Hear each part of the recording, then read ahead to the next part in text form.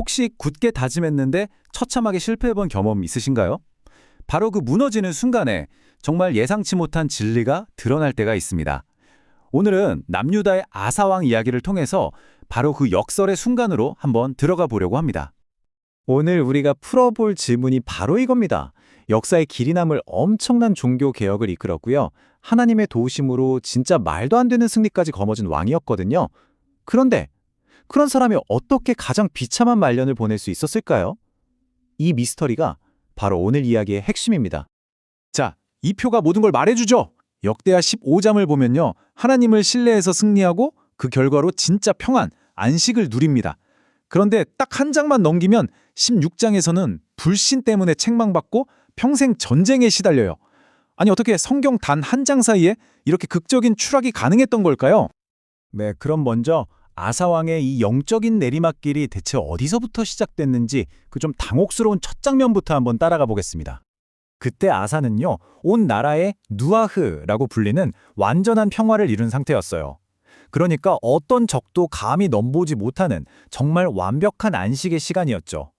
모든 게 좋아 보이던 바로 그때 예전에 겪었던 엄청난 위기에 비하면 정말 사소해 보이는 문제가 하나 터집니다. 북이스라엘의 바하사 왕이 국경에서 도발을 시작한 거예요. 바로 이 지점에서 우리가 정말 이해하기 힘든 역설을 만나게 됩니다. 생각해보세요. 14장에서는 100만 대군이라는 이건 뭐 상대도 안 되는 적 앞에서 오직 하나님께 기도했거든요. 그런데 16장, 훨씬 작은 위기 앞에서는 기도 대신에 인간적인 계산기, 그러니까 뇌물이라는 카드를 꺼내든 겁니다. 아니 대체 왜 그랬을까요? 그의 선택은요, 그냥 단순한 실수가 아니었어요. 바로 얼마 전에 하나님께 거룩하게 바쳤던 거 있잖아요. 성전의 은과 금. 그걸 꺼내서 이방 왕한테 뇌물로 보낸 겁니다.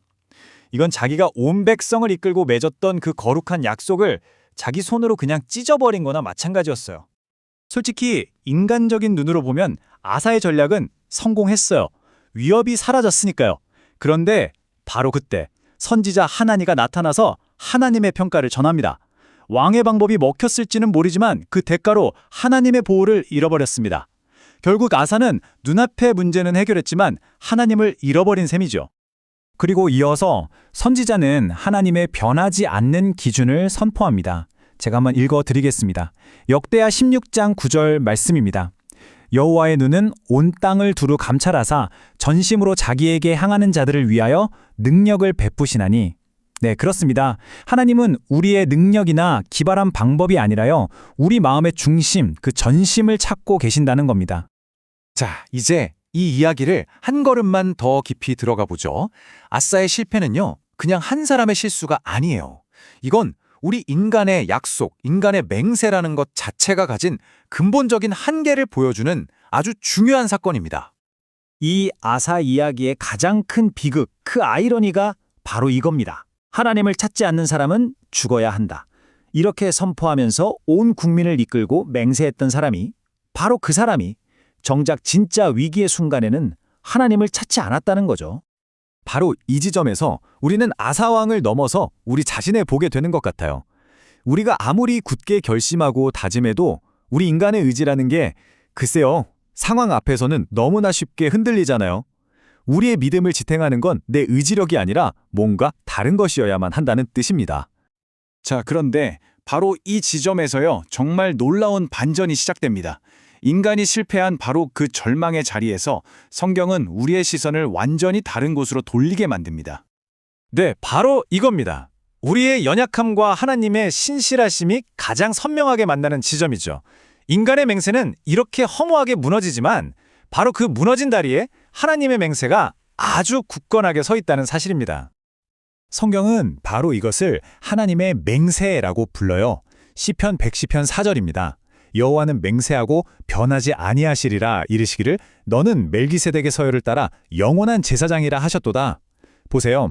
아사는 자기 맹세를 어겨서 실패했지만 하나님은 절대로 깨지지 않는 당신의 맹세로 예수 그리스도를 우리의 영원한 대표자로 세우셨습니다. 그러니까 우리의 구원은요, 맨날 흔들리는 내 결심이 아니라 바로 이 영원한 하나님의 맹세 위에 서 있는 겁니다. 자, 그럼 아까 그 질문으로 다시 돌아가 볼게요. 하나님이 찾으신다는 그 완벽한 전심. 단 한순간도 흔들리지 않고 하나님만 바라보는 그 마음을 가진 사람이 과연 이 땅에 존재할 수 있을까요? 아사 왕도 실패했는데요. 성경의 대답은 아주 명확합니다. 그 전심을 가지신 유일한 분, 바로 예수 그리스도이십니다. 오직 예수님만이 우리를 대신해서 하나님 앞에 그 완벽한 마음으로 서신 분이라는 거죠. 그리고 바로 그 완벽한 순종 때문에 지금 이 순간에도 우리를 위해 기도하시는 예수님의 중보 기도가 언제나 힘이 있는 겁니다. 그분은 하나님 앞에서 완전한 자격으로 우리를 위해 말씀해주고 계세요. 자, 그럼 마지막으로 이 모든 이야기가 오늘을 살아가는 우리, 특히 여러 가지 불안과 싸우고 있는 우리 삶에 어떻게 적용될 수 있는지 한번 살펴보겠습니다. 아마 많은 분들이 마음속으로 이 질문을 하고 계실 거예요. 아니, 아사 같은 위대한 왕도 저렇게 무너졌는데 나 같은 사람이 어떻게 구원을 확신할 수 있지? 이런 불안감. 이걸 어떻게 해야 할까요? 해답은요, 의외로 간단합니다. 바로 우리의 시선을 옮기는 거예요. 구원의 확신을 얻겠다고 자꾸만 내 불안정한 마음, 내 행동을 들여다보는 걸 멈추는 겁니다. 그리고 그 시선을 나를 위해 모든 것을 이루신 그리스도께 고정하는 거죠. 바로 거기에 진짜 쉼이 있습니다. 자, 이 마지막 핵심 메시지, 이것 하나만은 꼭 기억해 주세요. 우리의 구원, 우리의 안전은요, 우리가 하나님을 얼마나 꽉 붙잡고 있느냐, 거기에 달려있지 않습니다. 왜냐하면 우리 손은 언젠가 힘이 빠지기 마련이거든요. 우리의 안전은 오히려 절대로 우리를 놓지 않으시는 하나님의 강한 손에 달려 있습니다. 하나님께서 당신의 그 영원한 맹세 위에서 그리스도 안에서 우리를 꽉 붙들고 계신다는 거죠. 그리고 이게 바로 오늘, 지금 이 순간에도 예수님께서 여러분 한 사람 한 사람을 위해 드리고 있는 기도입니다. 요한복음 17장 15절의 기도죠. 내가 비옵는 것은 다만 악에 빠지지 않게 보전하시기를 위함이니이다. 보세요. 자기 자신을 지키지 못했던 아사와는 달리 예수님은 우리가 악에 빠지지 않도록 지켜달라고 기도하고 계십니다. 우리의 안전은 내 노력이 아니라 바로 이 기도의 응답 안에 있는 겁니다. 마지막으로 여러분께 이 질문을 남겨드립니다.